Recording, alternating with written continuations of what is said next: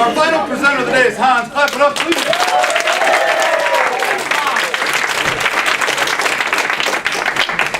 What's a group of people who feel trapped and persecuted in the United States?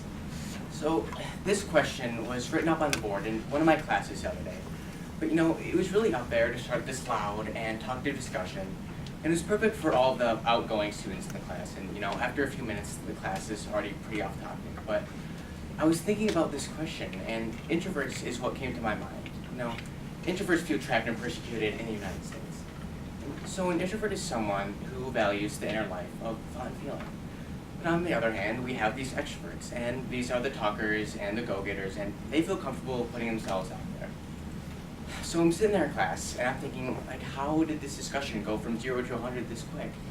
Well, it turns out that I feel trapped in this world of extroverts, but introversion isn't this defect that a few people have the misfortune of being born with, and being an extrovert doesn't make you a better person either.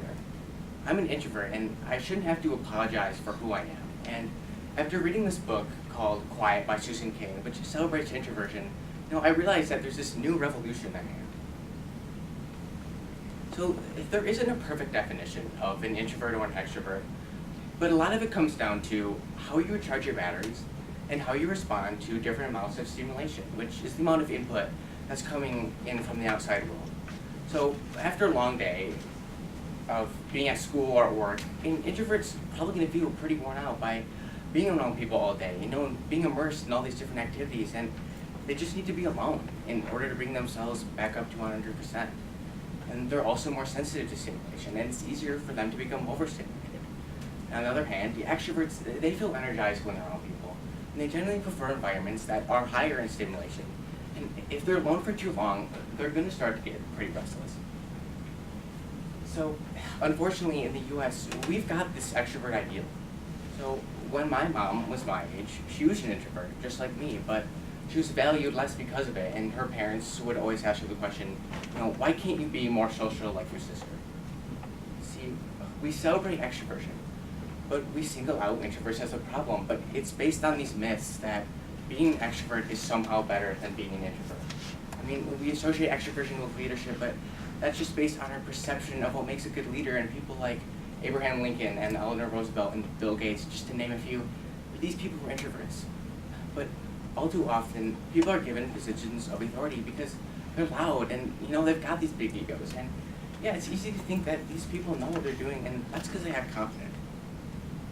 You also think extroverts are smarter and they have greater insight, but studies have shown that just isn't the case.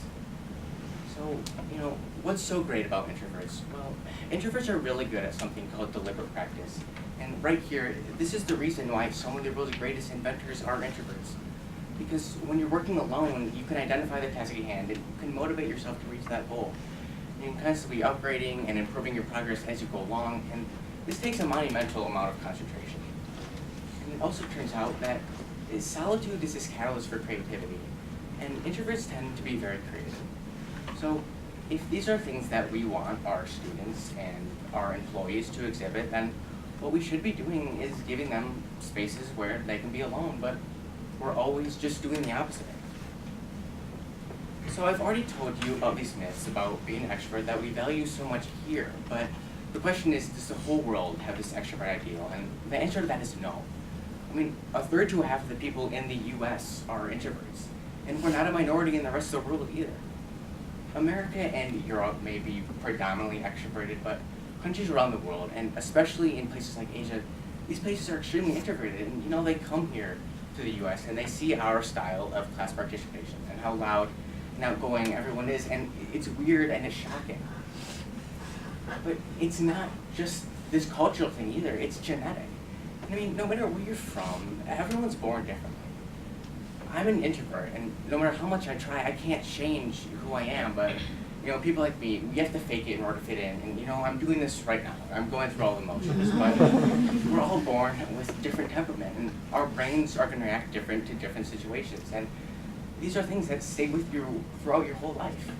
And yeah, we have free will over our personalities too, but you have to realize that that can only take us so far, because what makes us who we are, that all comes back down to genetics, and that's something that even free will can't change. So, what I want you to realize after all of this is that introverts aren't smarter than extroverts, but being an extrovert, it doesn't make you superior either.